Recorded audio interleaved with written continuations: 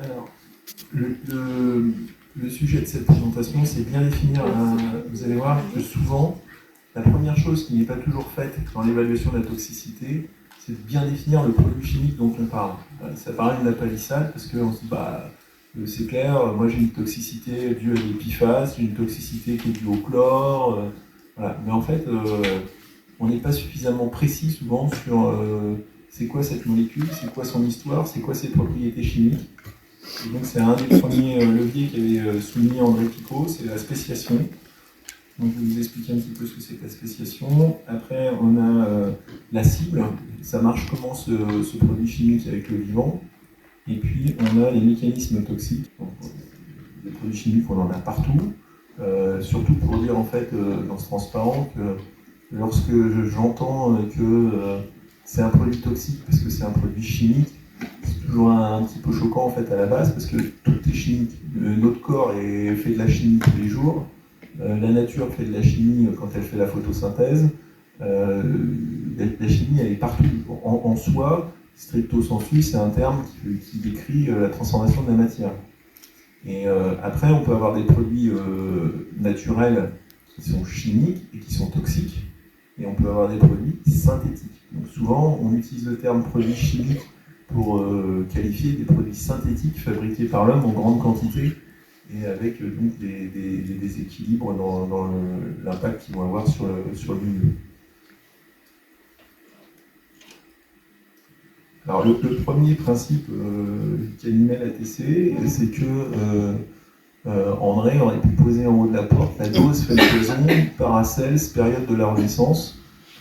Paracels perd de la toxicologie. Par cette phrase, c'est la dose qui fait le poison. C'est quelque chose qui date quand même de 1500 et qui est toujours fondamentalement vrai, alors avec des petites nuances. Des petites nuances qui ont fait que la toxicologie s'est fortement développée à partir de 1850, quand on a eu la révolution industrielle et qu'on a commencé, nous les humains, à développer en grande quantité des nouveaux produits qu'on ne connaissait pas toujours. Et puis, finalement, depuis 1850 jusqu'à aujourd'hui, on applique une sorte de modèle qui est toujours le même, qui est le mythe de Prométhée, de l'apprenti sorcier. C'est-à-dire que ça commence par une molécule réactive qui est isolée, qu'on arrive à synthétiser, à produire nous-mêmes. On se dit, oh là là, c'est vraiment chouette cette molécule, et on lui trouve des applications extraordinaires. Donc si je colle à l'actualité, je peux prendre les PFAS et le téflon et les produits antidéperlants qui font le cortex, etc. Tout ça, ce sont les mêmes molécules et on leur a trouvé des propriétés extraordinaires par rapport au fait de glisser et d'être imperméabilisante, etc. Si vous voulez un exemple plus vieux de la toxicologie qui a marqué plus notre enfance, il y avait l'amiante. L'amiante, à la base, c'est quand même un matériau extraordinaire. Ça prend pas feu, on peut l'utiliser partout, on en trouve en grande quantité. Sauf qu'ensuite, une fois qu'on a passé cette phase 1 de « oulala, c'est génial, on a trouvé un truc magique », on favorise la production et l'usage de cette molécule absolument partout, on se rend compte que ça a des effets délétères et toxiques sur la population ou sur les gens qui l'ont fabriqué ou utilisé. Et puis, à ce moment-là, les scientifiques s'intéressent au sujet et commencent à décrire les mécanismes, le pourquoi, du comment ça fonctionne. Et quelques dizaines d'années plus tard, la société va prendre position avec des réglementations et va essayer de mettre dans des boîtes et des tiroirs un positionnement clair pour interdire le produit, en restreindre les usages ou encadrer son usage. Et finalement, si vous prenez ce mythe de Prométhée et que vous l'appliquez à toutes les histoires de toxicologie, des toxiques qu'on voit dans les médias, c'est toujours un modèle qui est assez juste. Et donc le but de l'ATC sur ça est d'apporter un éclairage et un sens critique à ces stagiaires. Se dire, de toute façon, je prends un peu de recul par rapport à ce que je lis, je suis capable de vérifier la cohérence et la véracité des informations que je lis, et je suis plutôt en avance dans la prévention. Je finis par avoir mon propre raisonnement pour me dire, attention, tel produit va être dangereux. je discutais avec Jean-François Narbonne justement sur les PFAS, et polluant éternel d'après la presse, et Jean-François disait ah oui, c'est très curieux parce qu'il y a 20 ans, c'était les PCB et c'était déjà des polluants persistants.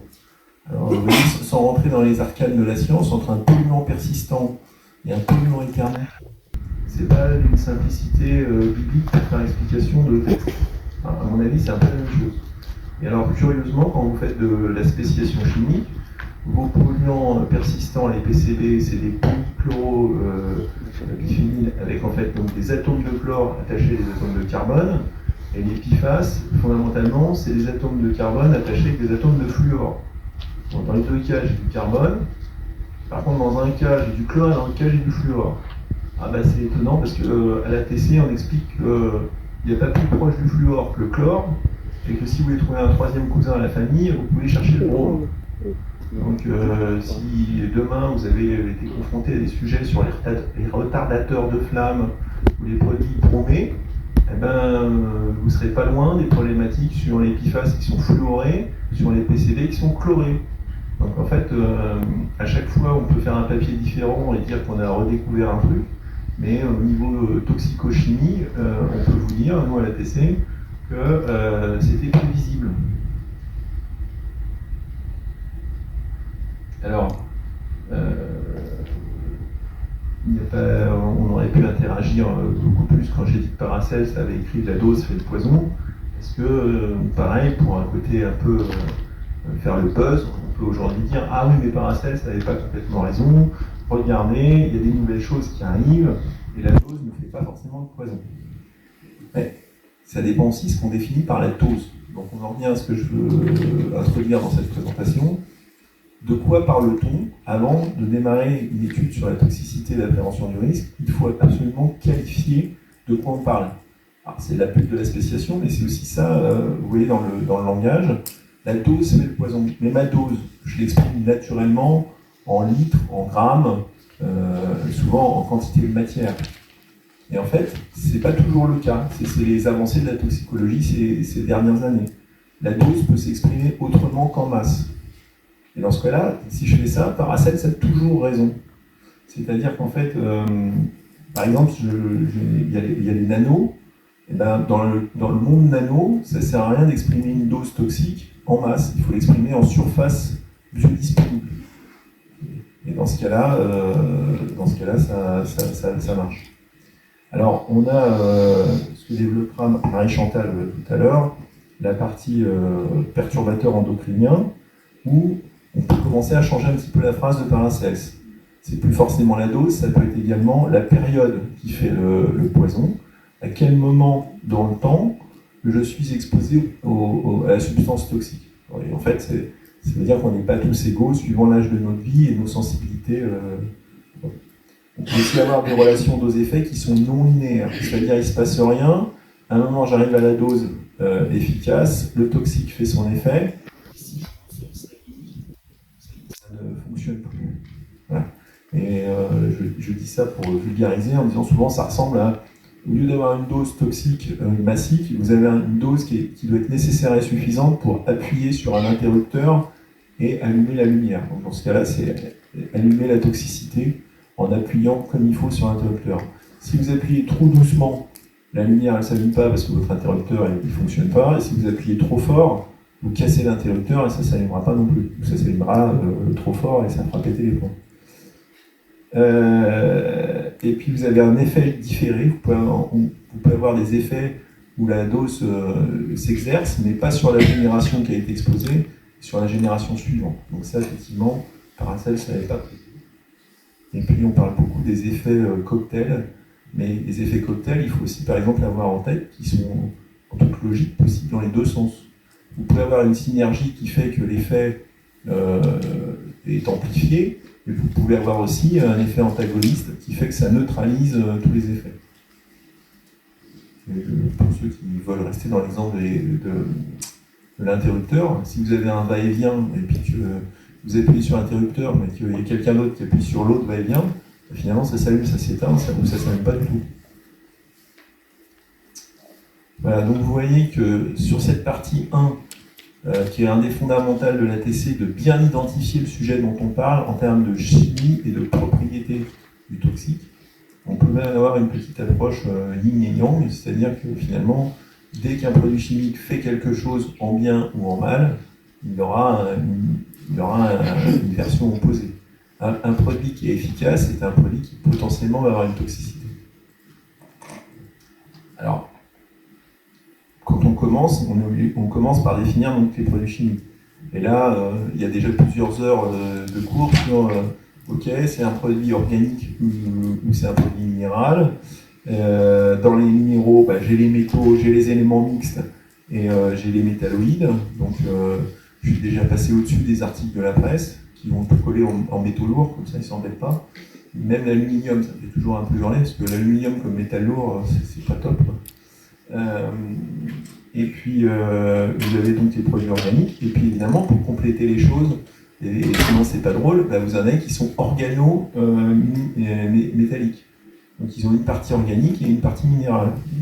Donc vous avez les organométalliques comme les composés du mercure ou du plomb qui sont des toxiques puissants, et qui sont bien plus puissants. Là, il y a le plomb tétraéthyle, qui est le fameux plomb dans l'essence. Donc vous voyez qu'on parle de plomb dans l'essence, mais finalement, quand je dessine la molécule, je me retrouve avec 4CH3 et un atome de plomb au milieu. J'ai un plomb tétraéthyle, c'est son vrai nom. Et il n'a pas du tout les mêmes propriétés que le plomb métal. À la limite, il va être pire, parce qu'il va avoir des super pouvoirs, le fait d'être avec des fonctions méthyl. Et le mercure, par exemple, le diméthylmercure, qui a été connu dans les laboratoires, c'était une saleté absolue, bien pire que le mercure qui était dans le thermomètre. Ça ne veut pas dire que le mercure qui est dans le thermomètre, il n'est pas toxique. Mais le fait de s'intéresser à la spéciation fait que je me retrouve avec un composé qui a des effets amplifiés. Voilà, et puis vous avez les composés halogènes, donc ça c'est ceux qu'on vient de décrire, en parlant des carbones avec du chlore et des carbones avec du fluor. Et puis vous avez ceux qui ont des fonctions thiol, donc c'est SH. Et la fonction thiol, elle est intéressante et elle correspond en fait chimiquement à la réalité de ce qu'on appelle un métal lourd. Un métal lourd, à la base, c'est un métal qui précipite dans le laboratoire parce que quand il rencontre une protéine qui est soufrée, il va faire une liaison entre le métal et l'atome de soufre, le SH que vous voyez, et les deux ensemble, ils s'accrochent fortement. Et la protéine qui était en train de flotter, elle se fait précipiter au fond. Donc effectivement, j'ai un métal lourd. C'est aussi pour ça que quand vous faites des prélèvements de cheveux sur des surfeurs dans des plages polluées, vous avez tout un tas de métaux lourds dans les cheveux, parce que les cheveux, ils sont soufrés. Ça, on le sait, il suffit de prendre un cheveu et de le brûler. On l'a peut-être fait gamin, et ça sent bien le soufre. Alors, je vous montre un petit exemple aussi assez drôle de spéciation que vous pouvez faire à table avec votre famille. C'est passe-moi le sodium. Alors, heureusement qu'on ne passe pas le sodium, parce que le sodium, ça ressemble au petit métal en haut à gauche. Le chlorure de sodium, qui est le sel de table, bon, celui-là on le connaît. Et puis le chlore, c'est Cl2, c'est pas Cl, ni NaCl, et c'est un gaz plutôt jaune. Et quand on les met les trois dans l'eau, ça ne fait pas pareil. Donc, je vous laisse une seconde pour jouer dans votre tête. Qu'est-ce que ça va faire? Quand je mets le sodium dans l'eau, ça fait boum. Quand je mets le chlorure de sodium dans l'eau, ça fait des marais salants à Guérande, on va dire. Et quand je mets du chlore dans l'eau, ça fait de l'acide chlorhydrique. Alors vous voyez déjà, par exemple, le chlore, gaz connu pour sa toxicité, ça y est, à la TC, en 3 minutes, on vous a fait le bilan toxique du chlore. C'est pas compliqué. Finalement, Cl2, quand il voit H2O, il se transforme en HCl. Où c'est qu'il va avoir H2O quand je vais le respirer? Et bien sur mes muqueuses, qui sont toujours humides, sur mes alvéoles pulmonaires qui ont un surfactant hydro, et donc je vais me faire de l'acide chlorhydrique à l'intérieur du poumon. Donc si je mets la dose qui va bien, je vais faire des trous. Puis quand j'ai des trous dans le poumon, ça saigne, ça fait un œdème pulmonaire, et la toxicité est aiguë, et en fait on crache du sang. Voilà. Donc en fait, en partant juste d'une bonne spéciation sur ma molécule, je peux commencer à faire tout mon schéma toxique. Et même en termes de prévention, dans les accidents industriels simulés sur le chlore, eh ben, vous voyez tout de suite que la météo va pas être la même. Si j'ai une usine de chlore dans un pays sec et ensoleillé, j'aurai moins de dégâts que si j'ai une usine de chlore qui explose en Normandie ou en Alsace aujourd'hui comme il pleut. Parce que dès qu'il va pleuvoir, inversement, je vais abattre mon chlore. Il ira moins loin. Par contre, dans la zone où il va aller, il va me faire de l'acide chlorhydrique en quantité. Donc ici, c'est qu'un extrait des cours de l'ATC. Donc je vous ai mis le cours complet sur une page avec toutes les familles.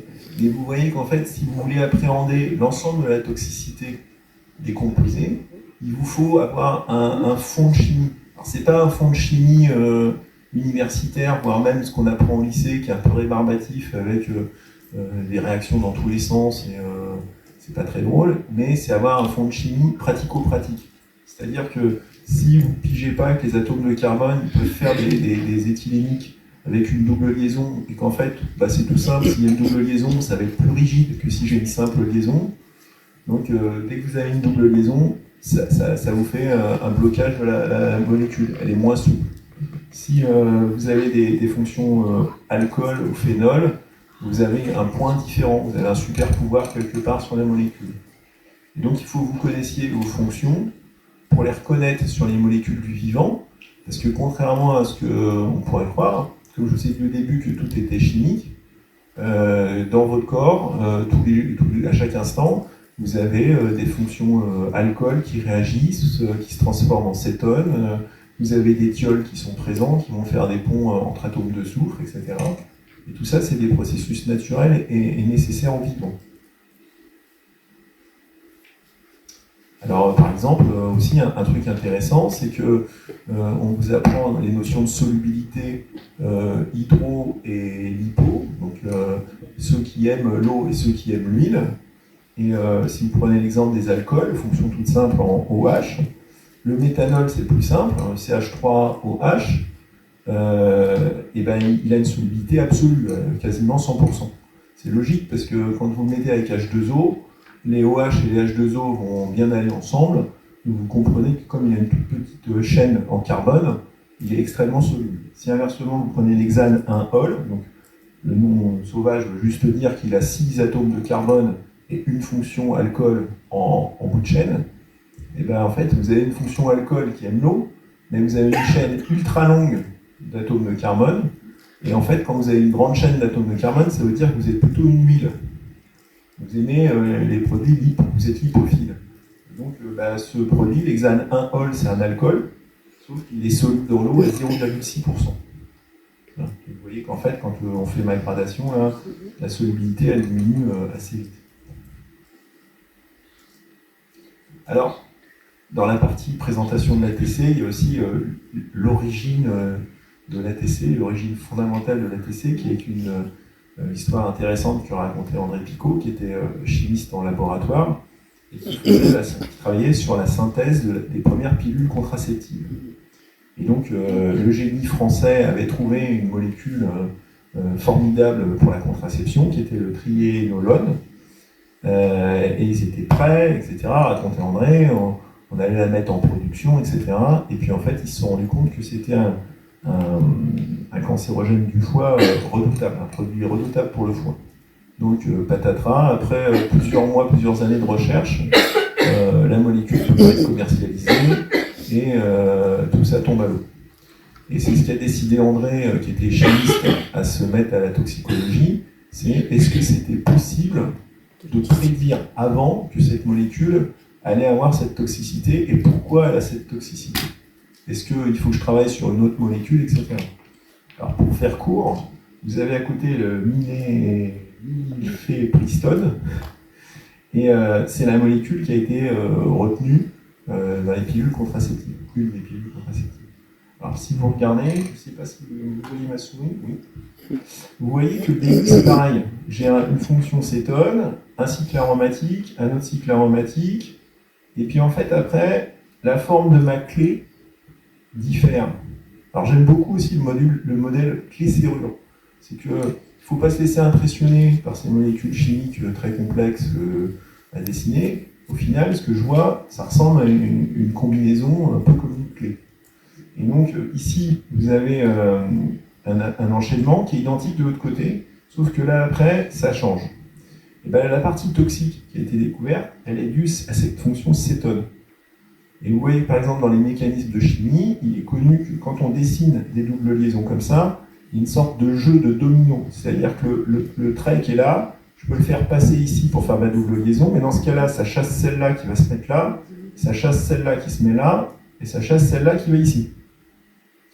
Et en fait, quand chimiquement, vous avez un jeu de liaison comme ça possible, et là, vous en avez 1, 2, 3 et 4, plus vous avez de switch possibles, plus votre atome d'oxygène qui est au départ, il va être sensible au mouvement, il va bouger facilement.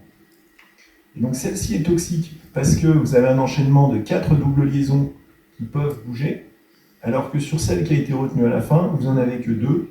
Et la dernière double liaison, en plus, elle est coincée par un autre atome aromatique. Et en fait, mécaniquement, elle ne peut pas bien bouger. C'est de la mécanique, en fait. Donc, cette molécule-là réagit beaucoup moins. Elle a moins de liberté de déplacement d'électrons, et elle est moins toxique. Et elle peut être utilisée. Voilà, ça c'est l'histoire fondamentale de création de l'ATC. C'est le principe de ce qu'on appelle bien analyser sa molécule, sa spéciation, et pourquoi on peut prévoir la toxicité d'un produit chimique. Alors, après, bien sûr, une fois que vous avez défini le toxique, au niveau chimique, il faut s'intéresser à la partie biologique, la partie du vivant, c'est-à-dire finalement ce produit il va sur quelle cible. Je suis déjà dépassé.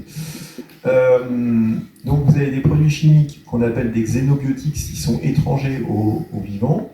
Vous avez des organismes vivants qui vont être un milieu. Donc ce milieu, en fait, c'est pareil, ça reste à définir. Est-ce que vous êtes face à une cellule, face à un organite, face à un organe? Si c'est dans l'environnement, quelle est la taille de votre milieu environnemental? On appelle ça un mésocosme.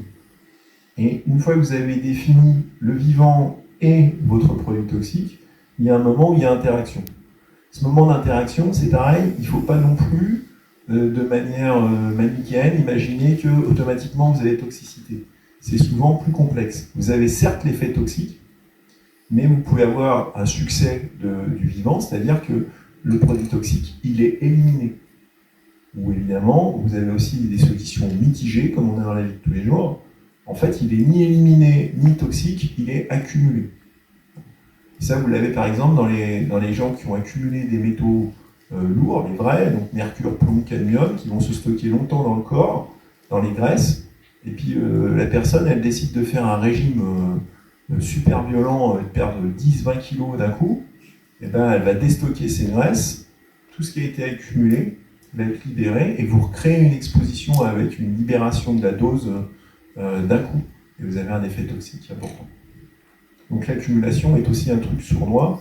Tout ce qui est écotoxicité environnementale, c'est bien toute la question. C'est qu'au final, mon toxique, il est parti où et il s'est stocké où? Et dans l'environnement, il y a plein d'endroits pour se stocker. Parce que je vous ai dit tout à l'heure que les toxiques pouvaient s'accrocher par exemple au soufre et aux oxydes. Et dans la nature, il y a pas mal d'atomes d'oxygène et de soufre. Voilà. Alors après, cette deuxième partie des cours de l'ATC, elle s'intéresse donc à la toxicocinétique, qui est mon produit, il est chimique, ok, ça tout est chimique, il est xénobiotique parce qu'il est étranger au vivant, il rentre forcément par une porte dans l'organisme, ensuite il est distribué, c'est un cours important, la distribution, et puis il va aller quelque part, il va aller dans les tissus, il va être éliminé, mais à un endroit, quand il va dans les tissus, il est métabolisé, transformé, le vivant va faire de la chimie avec ce produit toxique, et il va essayer de le rendre hydrosoluble pour le passer dans l'urine et s'en débarrasser, ou il ne va pas y arriver, et on peut avoir des effets toxiques à long terme, ou une détoxication, et on perdra le métabolite dans les urines. Voilà. Donc après, ça veut dire que déjà, quand on parle de risque chimique, je m'intéresse aux voies d'exposition. Alors elles sont au nombre de 3, avec des prédominances différentes. Hein. Souvent dans le monde du travail, on est en premier sur l'inhalation, qui est quand même une porte d'entrée essentielle et plutôt principale. On peut avoir la voie cutanée qui demande toujours d'être investiguée parce qu'on la sous-estime un peu et il faut s'en méfier. Il y a la voie orale pour tout ce qui est plutôt non professionnel, avec les jeunes enfants, avec la vie quotidienne, etc. Et puis un truc qu'aimait bien André Picot, qui est la voie nasale par le nerf olfactif, qui pour certains toxiques particuliers est une porte d'entrée possible. Et assez efficace parce que ça avait un lien direct entre l'extérieur et le cerveau. Voilà. Et puis dans les voies de pénétration, au niveau de la cellule ou autre, il faut toujours penser à ce système de clé-serrure. Donc je passe très rapidement, mais une fois que vous ne pas se laisser impressionner par la taille de la molécule, le nom compliqué qu'elle peut avoir, et se dire bon, sur cette molécule, j'ai quoi comme fonction intéressante. Tout à l'heure, je vous ai montré l'acétone, là, le haut qui était avec sa double barre. Et en fait, souvent, vous avez un système de modèle de clé. Dans la clé, vous avez toute la partie de la clé qui sert à rien, et puis vous avez les dents qui font que ça ouvre la porte ou que ça l'ouvre pas. Puis des fois, vous avez deux clés pareilles dans votre trousseau, et vous n'arrêtez pas de vous tromper parce que vous croyez que c'est les mêmes, mais en fait, il y en a une qui ouvre et pas l'autre. Dans les toxiques, c'est la même chose. Donc le module clé-serrure, c'est un truc qu'il faut toujours avoir en tête. Voilà. Les mécanismes toxiques, des effets très variés. Donc on apprend aussi ensuite à définir de quelle toxicité on parle.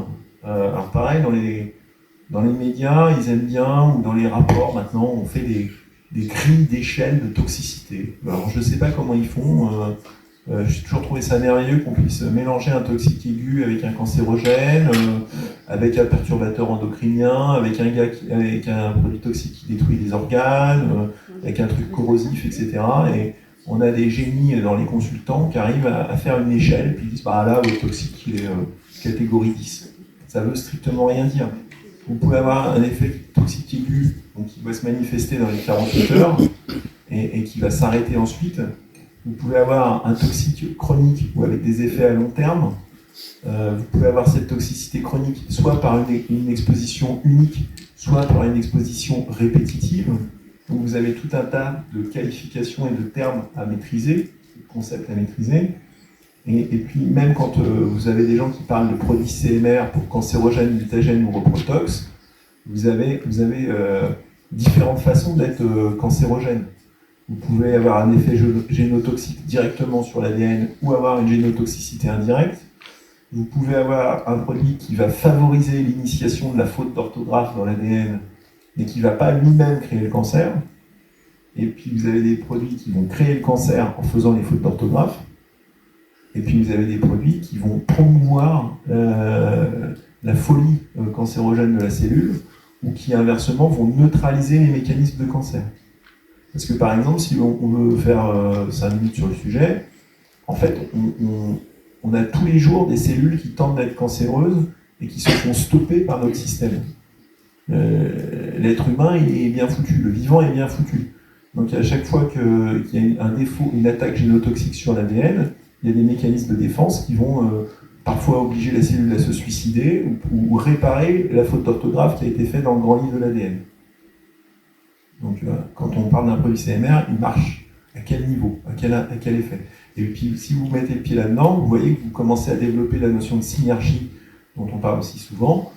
Si j'en ai un qui ouvre le grand livre et qui fait un effet initiateur, et que derrière j'en ai un autre qui a un effet promoteur et qui amplifie les fautes d'orthographe, eh vous avez un effet cancérogène amplifié. Voilà. Alors après, j'avais mis quelques exemples, mais je suis en dépassement de 5 minutes. Bon, on m'a fait démarrer en retard. Alors, juste, il y a toxicité directe et indirecte aussi.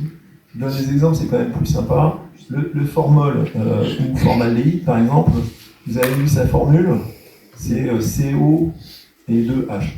Bon, alors, à votre avis, est-ce que je vais aller loin en toxicité ou pas? Bon, il y a ceux qui vont lire rapidement le texte, il y a ceux qui vont tenter leur chance. Vous avez vu la molécule, elle est toute petite. Au final, j'ai quoi comme fonction magique? Juste un CO, une cétone. Donc en fait, ça va être une toxicité un peu brutale, directe. Il n'y aura pas une transformation fondamentale du produit. Et c'est ce côté oxyde, le O-, qui va réagir et qui va avoir des effets d'aduit. Et quand on s'intéresse à la toxicité du formaldéhyde, chimiquement c'est très réactif. Ça s'attaque aux protéines en surface. Donc forcément, si je mets les mains dedans, ça fait des nécroses, ça va m'attaquer la peau. Donc j'ai déjà un effet irritant à cause de cet effet réactif brutale du CO. Et puis après, si par hasard il arrive à se déplacer jusqu'au cœur des cellules et de l'ADN, il va faire la même chose. S'il arrive en bon état à la cellule, il pourra faire une réaction. Voilà. Donc finalement, quand je m'intéresse à la toxicité du formol, en regardant la molécule du formaldéhyde, je vois que je ne vais pas me retrouver sur une toxicité extrêmement complexe, avec beaucoup de recherches, des mécanismes compliqués à appréhender. Là, je suis sur un toxique en mode brutal. Voilà. Bon, l'ozone, O3, j'ai 3 atomes d'oxygène, vous avez des chances de vous retrouver sur aussi une toxicité brutale. Voilà. Après, ce qui est intéressant, c'est que vous voyez que l'environnement, pour la toxicité dans l'environnement, fait de la chimie, puisque finalement, l'ozone ne provient pas forcément d'émissions d'ozone directement, mais vous avez une émission de méthane, parce que vous avez une raffinerie, vous avez du CH4 qui est émis dans l'atmosphère, il réagit avec l'oxygène de l'air, parce qu'il y a H-, ça veut dire qu'il y a de la lumière, et les réactions chimiques, une fois qu'elles ont terminé, elles vous ont produit du monoxyde de carbone et 3 atomes d'ozone, 3 molécules d'ozone. Donc au final, c'est parce que j'émets du méthane dans l'atmosphère que je génère de l'ozone en présence de soleil. C'est pour ça que quand en ville il fait chaud et qu'il y a des rayons, je me retrouve avec une atmosphère polluée en ozone. Quand il fait mauvais temps, vous avez moins d'ozone dans l'air de Air Paris ou Air Strasbourg. Voilà. Alors après, je vous ai fait les toxiques un peu brutaux, je veux dire, et ben vous avez des toxiques avec une toxicité indirecte, c'est-à-dire que par exemple le benzène toxique extrêmement connu et extrêmement toxique, eh ben, c'est pas la molécule de benzène qui fait le job. La molécule de benzène, elle n'a pas de toxicité si je reste sur son nom à elle. Mais en fait, quand on l'assimile, elle va arriver au foie. Le foie se dit, ce truc-là, c'est extrêmement huileux, c'est extrêmement lipophile. Comment je m'en débarrasse? Ah, il faut que je fasse de la chimie dessus. Donc il faut que j'ajoute des atomes d'oxygène, puis j'ajoute des OH. Et à la fin, je vais me retrouver avec des fonctions acides et je vais pouvoir passer mon benzène dans les urines. Donc le corps réussit la plupart du temps sa chimie, il fait ce que j'ai mis en rouge là, c'est-à-dire des molécules avec beaucoup de OH qui vont passer dans l'eau, mais de temps en temps il rate. Quand vous avez des espèces, on l'a vu tout à l'heure, avec des atomes d'oxygène qui peuvent réagir, ça fait des amis. Si ça fréquente l'ADN, ça fait des fautes d'orthographe sur l'ADN et vous faites un cancer. Et donc le benzène est un cancérogène extrêmement puissant sur la moelle osseuse. Et il a été interdit à cause de ça. Et vous voyez que vous avez un mécanisme toxique beaucoup plus compliqué à étudier. Vous avez beaucoup de chimie, vous avez beaucoup de réactions sur cette molécule pour arriver à ça, et vous pouvez faire plein de thèses et de sujets sur ces petits frères qui seront le toluène ou le xylène, qui ont la même formule avec des OH en plus initialement et qui seront un peu moins toxiques. Donc c'est ça l'ATC, c'est de bien mettre des mots sur différents concepts et de, par la chimie, appréhender de manière universelle les toxicités. Voilà. Alors j'avais mis un exemple, je vais être limite tentant, c'était pour montrer que les produits chimiques sont naturels. Quand vous êtes un Indien et que vous faites la chasse avec des fléchettes au curare, c'est pour manger la viande. Donc si vous n'êtes pas du tout stagiaire à l'ATC, vous allez vous dire bah ouais mais moi je la mange pas la viande. Il a tué la bête avec une fléchette au curare pour lui mourir. Et pourtant il la mange tous les jours et il leur arrive rien. Alors je vous ai mis la molécule du curare. Et en fait comme vous avez suivi toute la formation, vous commencez à voir sur la molécule qu'il faut chasser les O, les fonctions qui donnent des super pouvoirs. Donc vous avez ici un CH3O, là il y a un O en pont, là il y en a un là. Bon, au final c'est une certaine forme aussi. Quand je regarde, j'ai pas tellement de OH. Donc en fait ce que je vais déjà en retenir, c'est que ma molécule de curare, elle aime pas trop l'eau, elle aime bien l'huile. C'est marrant, mon indien il a plutôt tendance à faire de l'intraveineuse en fait. Il envoie directement des fléchettes pour que ça arrive dans le sang sans trop s'embêter avec la peau à traverser, le fait de l'avaler, etc. Donc en fait c'est pour ça qu'il fait ça. Le curare est lipophile, il ne passe pas bien par ingestion, donc il faut l'envoyer par fléchette en intraveineuse. Ça bloque l'animal. Si ça bloque, c'est sur le système nerveux. Souvent dans le système nerveux, je me souviens qu'il y a des effets clé-serrure. Et donc, vu la tête de ma molécule de curare qui est bien particulière, il doit y avoir un effet clé-serrure qui bloque un récepteur et qui bloque le système nerveux. Après, quand on bloque le système nerveux, on peut faire un arrêt cardiaque, donc c'est comme ça que la bête, elle meurt. Et si je la mange, même si je mange la molécule de curare quelque part dans sa viande, je risque rien, parce qu'en fait, je suis en train de la manger. Je ne me la suis pas injectée en intraveineuse. Donc, à cause de la toxicocinétique, le curare n'a pas de toxicité lorsque j'avale la viande chassée. Voilà. Bon, c'est un exemple naturel pour montrer la puissance de la toxicochimie.